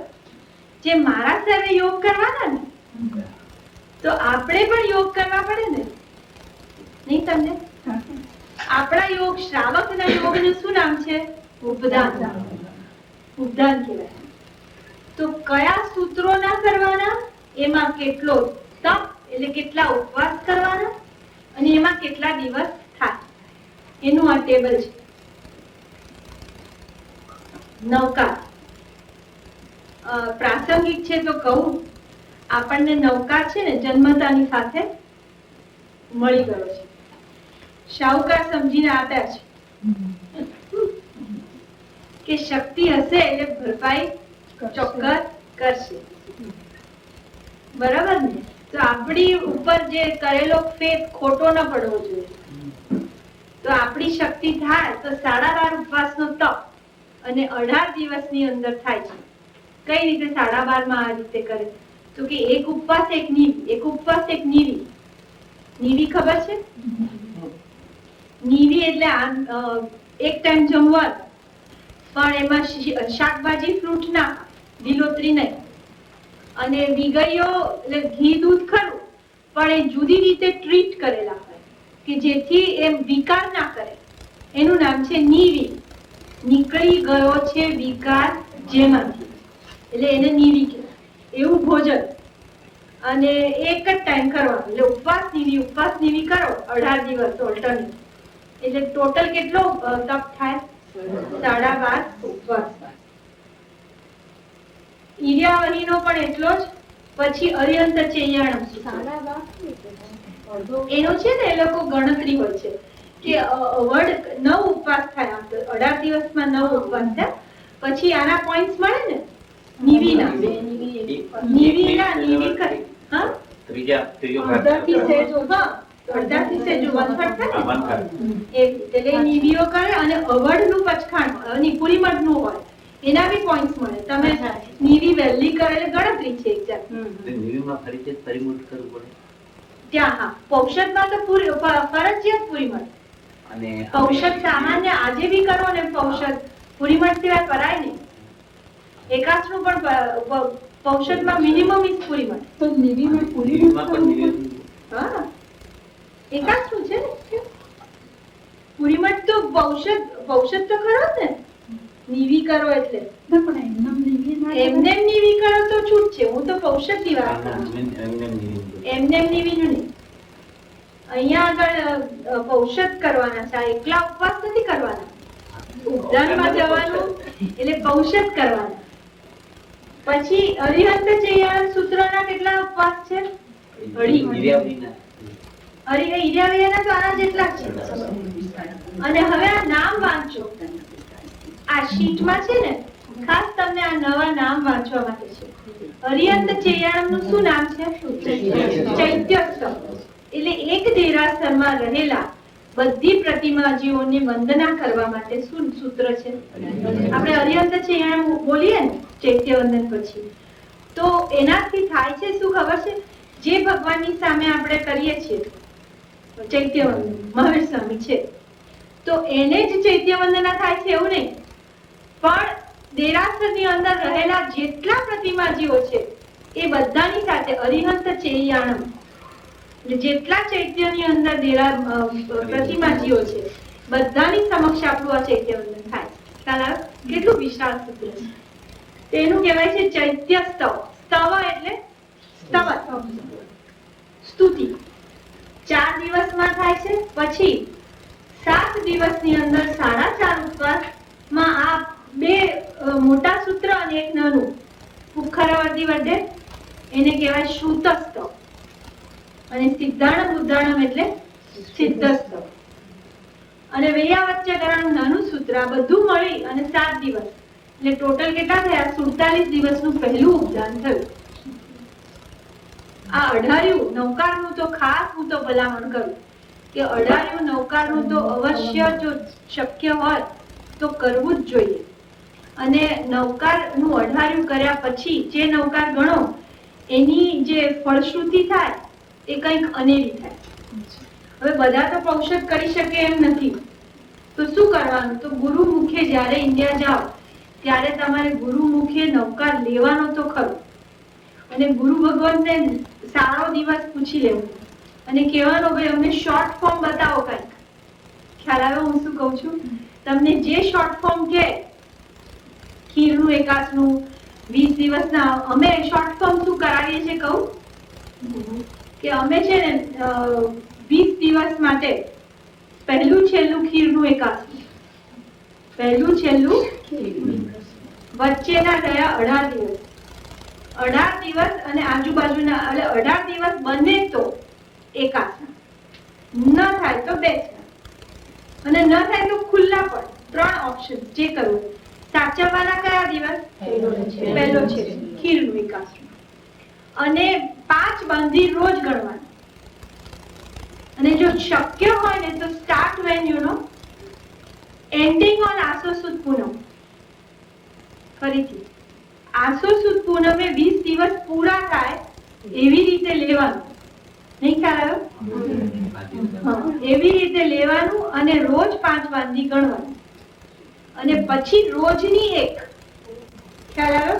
આવું કરી અને અમે જે ગ્રુપે કર્યું હોય ને, અમે લોકો સામુદાયિકમાં કરાવ્યું હતું, એ આખું ગ્રુપ મારા સાહેબ પાસે ગયું, મારા સાહેબ પાસે મુખે 3 વાર નવકાર લીધો. તમને જ્યારે ચાન્સ મળે ત્યારે લેજો, પણ you can do this sitting here. આવી રીતનો શરૂઆત કરેલો હોય પછી ગુરુ ભગવાનને કહેવાય કે બીજું અમે આટલું તો ગણ્યું છે, હવે અમને તમારે મુખ. પછી આપણે જે ગણીએ ને ગુરુ પાસેથી, અહીંયા ઉદ્ધાર એટલે શું? ગુરુ ભગવાન બોલે નવકાર અને આપણે એને રિપીટ કરવાનું, એટલે શું કહેવાય? લીધું કહેવાય. ગાંઠા કેમ લે એવી રીતે નવકાર પણ લેવાનું. એ વિધિ સહિત તપ ને બધું કરીને, અને નાના બાળકોને પણ 48 નવકાશી ઇઝ ઇક્વલ ટુ 1 ઉપવાસ. એ ખબર? 48 નવકાશી. અહીંયા બધા નવકાશી કરે ને બધા જ. જો સમરમાં નવકાશીમાં શું પ્રોબ્લેમ હોય? સમરમાં તો વહેલી 6 વાગ્યામાં તો કોઈ ઉઠ્યું નહીં હોય. 6 વાગે સૂર્યોદય છે અને 7 વાગે નવકાશી છે, તો નવકાશીમાં શું વાંધો આવે? જો સમરમાં નહીં કરીએ તો વિન્ટરમાં તો આઉટ ઓફ ક્વેશ્ચન ને. એટલે નવકાશી જેવી વસ્તુ તો રોજ તમને ડિસ્કાઉન્ટ મળે 100 વર્ષનું.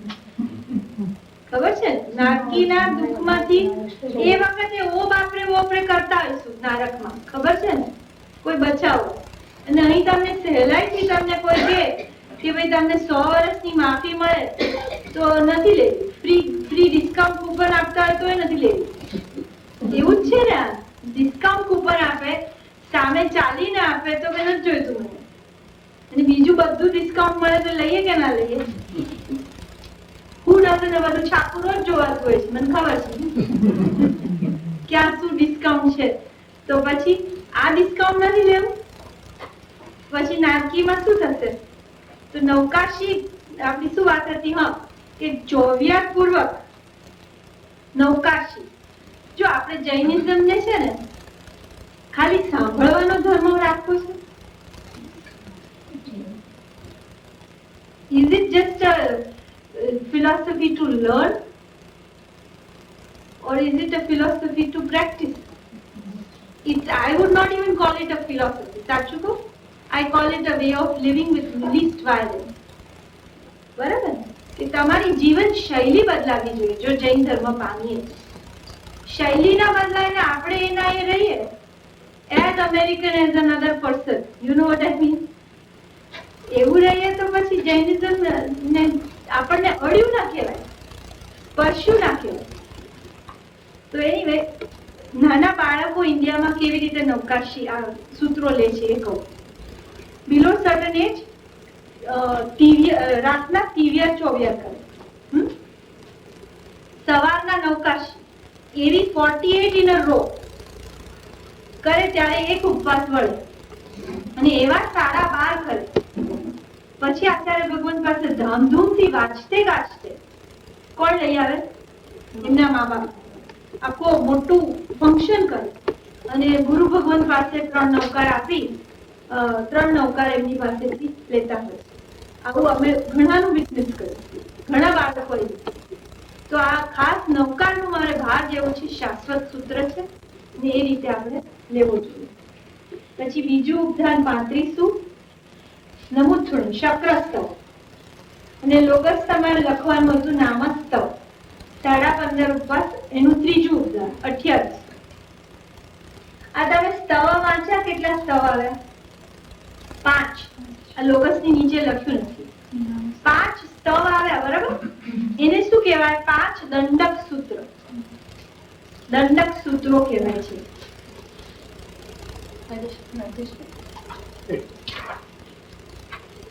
એકાદ સ્લાઇડ જોઈ અને પછી આપણે પૂરું કરીએ.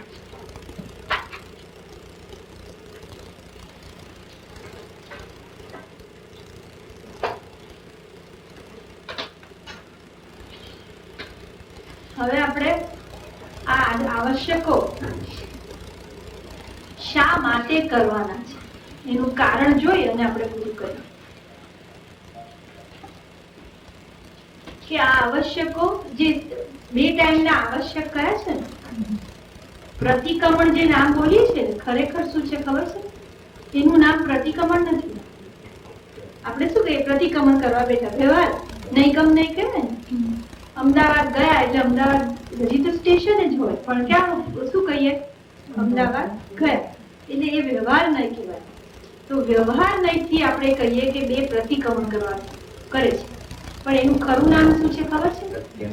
આવશ્યક ક્રિયા કરે છે. એનું નામ આવશ્યક ક્રિયા છે. અને એ આવશ્યક ક્રિયાની અંતર્ગત આપણું ચોથું આવશ્યક શું છે? પ્રતિક્રમણ. ખ્યાલ આવ્યો? પ્રતિક્રમણ is one of the things, but that being the major portion, આખાનું નામ શું બની ગયું? પ્રતિક્રમણ.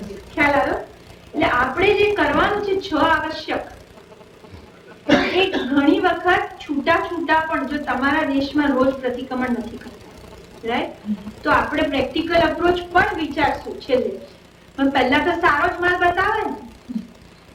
ન ખરીદવાની કેપેસિટી હોય અથવા રુચિ ન હોય તો બીજો ઉતરતો માલ બતાવીએ, પણ it will come at the end. બરાબર ને? અત્યારના તો સારામાં સારી વસ્તુ, દુકાનદાર સારી વસ્તુ બતાવે ને પછી કે આ નથી પોસાતું તો પછી કહીએ ચલો બીજું, મારી શક્તિ નથી પહોંચતી. બધાને પહોંચવું જોઈએ ને. તો યથાશક્તિ આપણે કરવાનું છે. તો પ્રેક્ટિકલ પછી શું શું કરશું એ છેલ્લે લઈશું આપણે. પણ અત્યારે આ 6 આવશ્યક આપણને પ્રતિક્રમણમાં એવા ગોઠવી આપ્યા. હવે આપણી વાત શું છે કે જો what I want to emphasize on is અમીજળનું. let's summarize before we end. આપણું અમીજળનું ઉતરતું 45 આગમ સુધી આવે. એમાંથી શ્રાવકોને તો એક પણ આગમનો અપ્રોચ નથી, રાઈટ?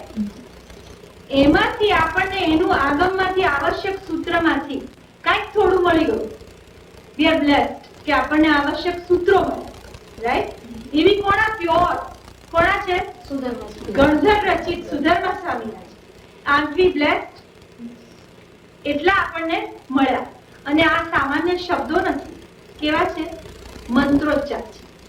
હવે એ મંત્રોચ્ચારની પણ સ્પેશિયલ ગોઠવણી કરી છે to make them even more meaningful. ખ્યાલ આવ્યો હું શું કહું છું? એનું ડિફરન્ટ કોમ્બિનેશન્સ છે. આના પછી આ બોલો, આના પછી આ બોલો, આના પછી આ બોલો, એટલે ઇટ બીકમ સામાયિક. ખ્યાલ આવ્યો છે હું શું કહું છું?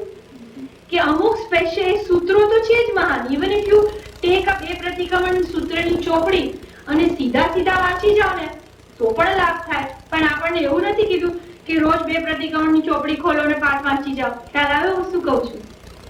આપણને એવું નથી કીધું કે બે ટાઈમ બેસી અને રિવિઝન કરી જાઓ ચલો આખું. એવું આપ્યું છે આપણને. આપણને પાછું મોર મીનિંગફુલ બનાવી આપ્યું two gate even more out of it. Follow? એવી ગોઠવણી કરીને આપી છે કે અમુક કોમ્બિનેશન્સના સૂત્રો અમુક ઓર્ડરમાં બોલો એટલે શું બની જશે? આવશ્યક સામાન્ય. અને એનાથી શું થશે? તો કે તમારે કયા આચારનું પાલન અને કયા આચારની શુદ્ધિ થશે? દર્શનાચાર, ચારિત્રાચાર. અને એનાથી બીજું શું થશે? કશાય ઉપર વિજય. હવે you look at the word કશ વત્તા આય. કશ એટલે શું? સંસાર. અને સંસારનો જેમાં આય થાય, લાભ થાય એ કશાય, અને સમતાનો જેમાં આય થાય તે સામાયિક. ફોલો? સામાયિક એટલે સમતા ને કશાય એટલે ક્રોધ, વિષમ પરિસ્થિતિ, વિષમ ભાવ. એટલે બરોબર એનો પડકાર થાય. કશાયનો પડકાર કરવો હોય તો શું કરવું જોઈએ? સામાયિક કરવું જોઈએ. તો અને આપણી પાસે કર્મબંધ જે સતત થાય છે ને એના માટે તો we are here કે ભાઈ કર્મબંધ ઓછો કેમ થાય, તેના માટે છીએ, રાઈટ? તો કર્મબંધ ઓછો કરવા માટે એના જે કારણો છે એ અહીંયા 5 આપ્યા છે. આ 5 જ આપણા મુખ્ય કર્મબંધના કારણ છે. એ 5 ની સામે 6 આવશ્યક છે. ખ્યાલ આવ્યો? તો એ દરેક they are attacking કર્મબંધના કારણ plus what else is it doing? 5 આચાર છે આપણા. એ 5 આચારની પાલનમાં આપણને હેલ્પ કરે છે અને એની શુદ્ધિ અને વિશુદ્ધિમાં એડ ઓન કરે છે. ખ્યાલ આવ્યો? એટલે હાઉ ઇમ્પોર્ટન્ટ ધીસ પ્રતિક્રમણ બીકમ. સામાયિક કરતા પણ વધારે ઇમ્પોર્ટન્સ કોણે આપો? If you are given 1 hour તો શું કરવું જોઈએ? પ્રતિક્રમણ કરવું છે. ખ્યાલ આવ્યો? અને આજે સમાજમાંથી અલોપ થઈ ગયો છે. થયું છે? અલોપ થઈ ગયું છે એટલે શું? ઇન્ડિયામાંથી અલોપ થઈ ગયું છે. વ્યાખ્યાનમાં કેટલા જણા આવે? 250 થી 500. એમાંથી કેટલા પ્રતિક્રમણમાં આવે? 10% પણ ન કહેવાય. એટલું ઓછું થઈ ગયું છે. એટલા બધા ટકાવારી. પણ આ ઇમ્પોર્ટન્સ સાચું એ કહીએ ને માસીસ ન પહોંચી શકે એવી જગ્યા છે. ક્લાસીસની રુચિ જેવી છે. ખ્યાલ આવે હું શું કહું છું? કે એટલી ઊંચી રુચિ થવા માટે પણ આપણી શું જોઈએ? કક્ષા જોઈએ. પેલું હલકું એન્ટરટેનમેન્ટ છે ને એ કોણ એન્જોય કરી શકે? Low level. અને સારી ગુડ મૂવી કોણ કરી શકે એન્જોય? Only classes. તો આ કોના જેવી વસ્તુ છે? આપણને રુચિ છે પ્રતિક્રમણની? સાચું પૂછો તો પર્યુષણ આવે એટલે કરવા પડે એટલે કરીએ. પણ ગિવન ધ ચોઇસ તમને સામાયિક કરવું ગમે કે પ્રતિક્રમણ? સામાયિક. આપણને હું વાંચી શકું. અરે પણ આપણી બુદ્ધિ કેટલી પગની પાની. આપણે વાંચીને પોણો કલાકમાં કેટલો કર્મક્ષય કરવાનો? તમે કર્મક્ષયની માત્રા વિચારો તો તમે તમારા પોણો કલાકમાં તમારી બુદ્ધિથી વાંચીને શું સમજીને કેટલો કર્મક્ષય કરવાનો? જ્યારે જે ફોર્મેટ આપ્યું છે રેડીમેડ ફોર્મેટ. ખ્યાલ આવે હું શું કહું છું? સૂત્રોની એવી સરસ ગોઠવણ આપી દીધી કે તમે આ કરો એટલે જેથી કરીને you don't have to think much, you don't have to do much. સૂત્રો રેડી, ફોર્મેટ રેડી. આપણે ખાલી એને ગણવાનું અને એની વ્યવસ્થિત ક્રિયા કરવાની. તો એનાથી આટલો લાભ થતો હોય તો આપણને એના માટે ખાસ વિચારવા જેવું છે. ક્રિયામાં મન ન થોડતું હોય તો એના વિશે જાણકારી ઓછી છે માટે એનો માટેનો જ આપણો આ પ્રયાસ છે કે એક નો હેતુ લઈએ ને એ મન ચોટ્યા વગર પણ આપણે મન ચોટાડવાનો પ્રયત્ન કરશું અને એનું પ્રયોજનો આપણે સાંભળશું એટલે ભાવ વધશે. અત્યારે આટલું પણ સાંભળ્યું હોય ને કે ભાઈ આ બહુ ભાવાત્મક વસ્તુ છે, કોનું બનાવેલું છે. અને જો આઈ ટેલ યુ વન થિંગ કે આપણે જો આ મળેલા સૂત્રોની કદર આવી રીતે ઉભરટક નહીં કરીએ તો તમને એવું લાગે છે કે આપણને કોઈ વખત આવા બીજા સૂત્રો બીજી વાર મળે? નહીં ખ્યાલ આવે હું શું કહું છું કે આ સૂત્રો આટલા મેં તમને શા માટે ત્યાંથી બતાવ્યું કે આપણા હાથમાં ખાબોચિયું આવ્યું છે, શુદ્ધ સાગરનું ખાબોચિયું. બે ખાબોચિયું પણ આપણે કહીએ ના મને જે આ સમજણ પડે ને એ મને કલાક વાંચવું છે, પણ જે મહાપુરુષોનું બનાવેલું મને ગણવું નથી, એમાં મને રસ નથી. ખ્યાલ આવે હું શું કહું? આપણી પરિસ્થિતિ આ છે. We feel we know better, we can understand better, we can spend time better. તો જ્ઞાનીઓ પોકારીને કહે છે નહીં, this is આવશ્યક. તો we say no, this is for આવશ્યક. You know, we decide for our own self. એટલે એ આવશ્યક ક્રિયાનું ઘૂંટાવા માટે to emphasize on it, એના માટે જ આપણો આ પ્રયત્ન છે. અને એ શુદ્ધિ અને ક્રિયામાં આપણે વધારે વિશેષ શુદ્ધિ આવે. અને કદાચ હવે નાનું બાળક છે, નાનું બાળકને આપણે બેસાડીને પ્રતિક્રમણ કરાવશું ને પર્યુષણમાં, તો એને શું સમજાવશું? તો કે this is a spiritual Baat, કે આ મંત્રાક્ષરો જે છે આજે છે ને પાઠશાળામાં ભણતો બાળક સૂત્રો ગોખે છે ને કાંઈ સમજણ વગર, એ બાળક કેળવાય છે, પૂર્ણો થાય છે. મંત્રો જે રટે છે ને એના લીધે એ મોટો થઈ અને જુદી ક્વોલિટીનો છોકરો બનશે. આજે તમે સર્વે કરજો, પાઠશાળામાં સૂત્ર ભણેલા બાળકો વર્સિસ સૂત્ર નહીં ભણેલા બાળકો, આ દેશમાં કહો કે ઇન્ડિયામાં. મને ત્યાંના લોકો પણ કહે કે માખી આમ મારી કાઢે, યુ નો હાઉ. એટલા બધા પરિણામ જ જુદી જાતના હોય. એ લોકોનું ચાલવું ઉઠવું બેસવું તમને ઓછા પ્રયત્ને એને સારી રીતે કેળવી શકશે. કોને? જે સૂત્રો રટણ કર્યા હશે એને, કારણ કે આ મંત્ર ગતિ છે. So this is what we are trying to emphasize. I think time થયો છે, આપણે કાલથી અહીંથી આ સ્લાઇડથી શરૂ કરશું. વિતરાગની આજ્ઞા વિરુદ્ધ કંઈ પણ કહેવાયું હોય તો મન વચન કાયાથી ત્રિવિધે મિચ્છામિ.